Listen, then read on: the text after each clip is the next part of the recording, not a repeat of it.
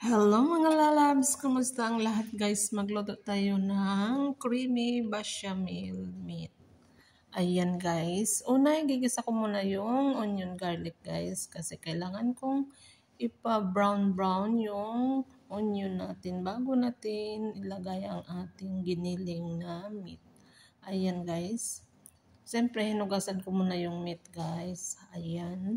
Tapos, igigisa-gisa lang natin hanggang lumabas na yung oil niya at ma-brown-brown na yung meat natin. Lagyan na natin ng mga powder-powder na pangpalasa nila.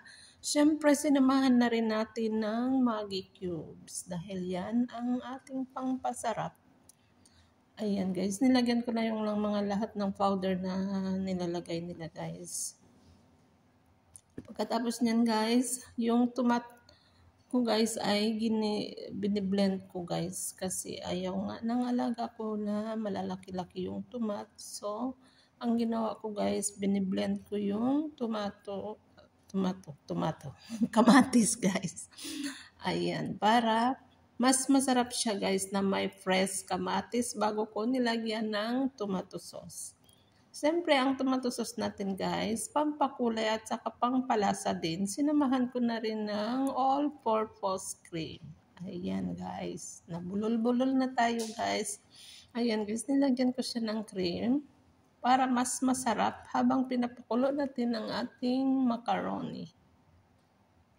Ayan guys, pagkatapos niyan guys, siyempre ilagay na natin sa ating Pyrex bago natin ilagay sa gitna ang ating niluto na giniling. Ayan guys, napakasarap yung giniling guys, ang bango-bango guys. Siyempre, ayan guys, lagyan muna natin ng mozzarella guys bago natin lagyan ulit ng pasta. Para yung cheese natin guys, hindi lang sa taas guys, pati sa gitna. Ayan, pagkatapos niyan guys, lagay na natin yung bechamel natin. Yung bechamel ko guys ay ready-made na siya guys. Pwede rin tayo magawa ng bechamel niya guys. Ano lang naman yan guys, butter at saka flour lang siya. Pero sa akin guys, ready-made na yan guys. Tapos lagyan ulit natin ng cheese sa taas guys kasi yan ang pangpasarap lalo guys. Ayan guys. Ayan. Lagyan natin ng mozzarella bago natin ilagay sa oven. Ayan guys. Andyan na guys sa oven guys. Yan kailangan na brown lang konti guys. Huwag sobrang sunog guys para mas masarap guys. Ayan na ang ating finished product.